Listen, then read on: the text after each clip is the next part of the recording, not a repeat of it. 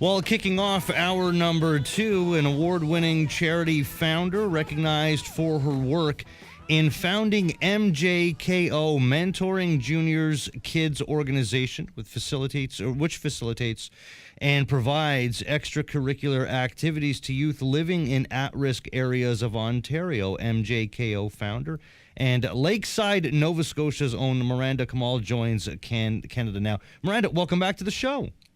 Thank you so much for having me, Jeff. That was a pretty big introduction. Hey, that's what I do. And for those that warrant it, that is. And Miranda, your goal with MJKO is to get kids moving, have them think about healthy eating, boosting their self-esteem, and understanding the value of volunteerism through non-contact boxing.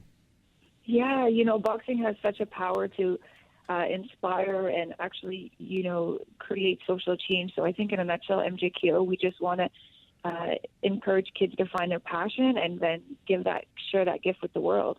What's the value of a place like MJKO have within a community?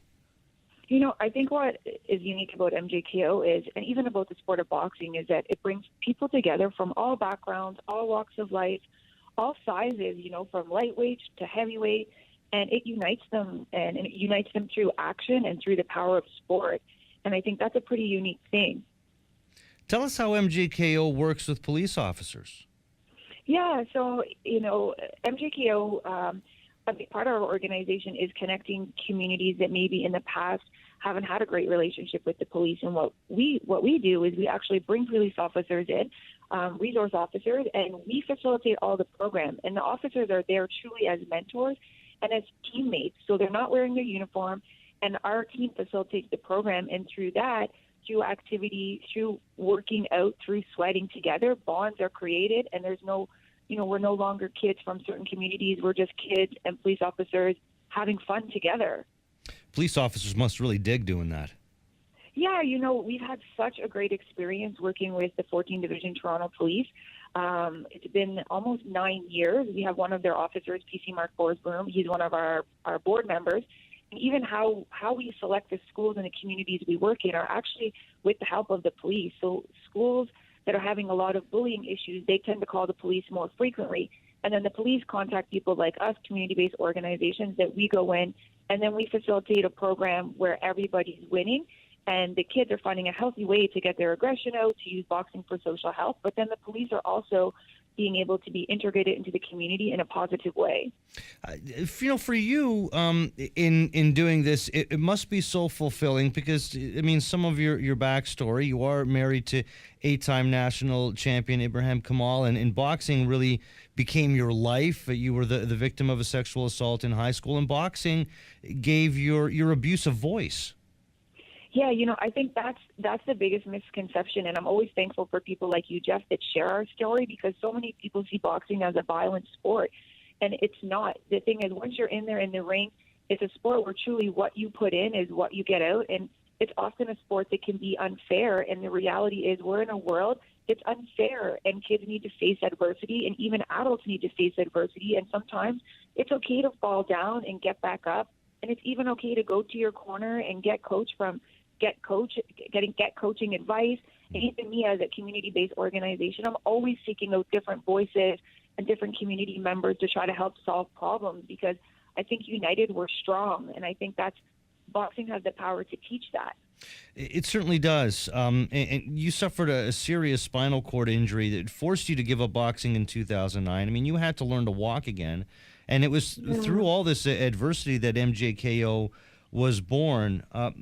What does it mean to you to gather all of this experience, to have gone through everything that you have gone through, to have the sport of boxing, and to be able to share all that with those that you can, with those that are coming in and looking for a bit of help? Yeah, I think the great thing about lived experience is lived experience breeds acceptance, and it gives other people the ability to share their story. So many of the kids that come to MJKO, they are dealing with, there's 90,000 people waiting for housing in Toronto. We've become the child poverty city of Canada, and a lot of these kids are going through hard times.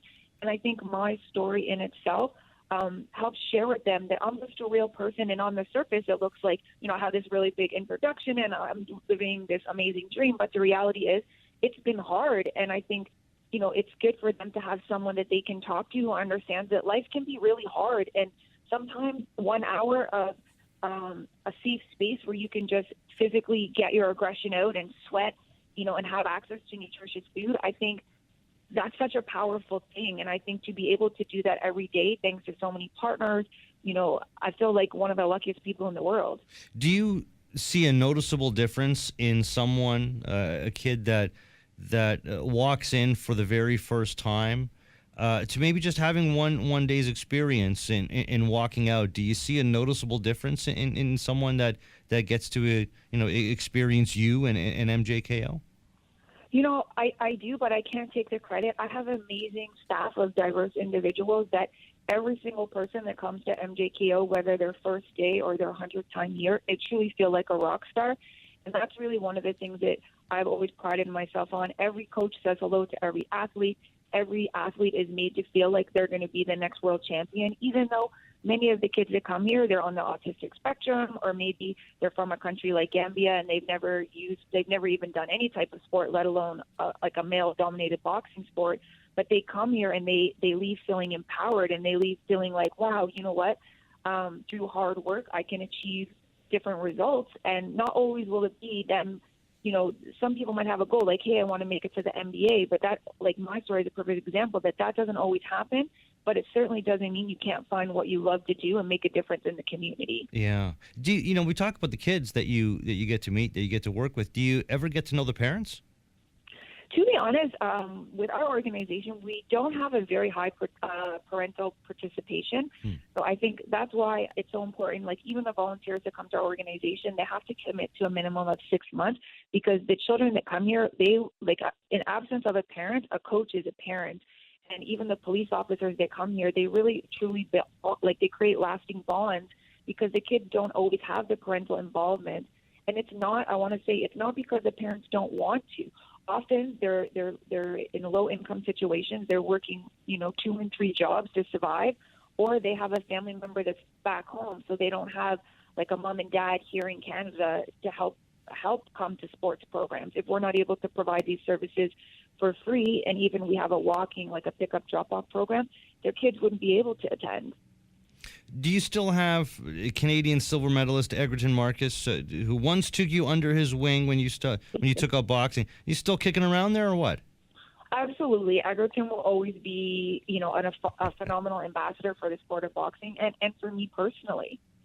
Gotta get him in. Definitely, his own kids sometimes now come to MJKO, and I'm sure this Saturday at our open house, I'm sure he's going to pop by. Yeah, you've got the open house on Saturday. Well, we got to get him here in studio. I got to be able to nail him down, because I met him when I was a kid. I've wanted to see him again. All those years ago, talking over 30 years ago, I met him. He was so inspired, Jeff, by your story.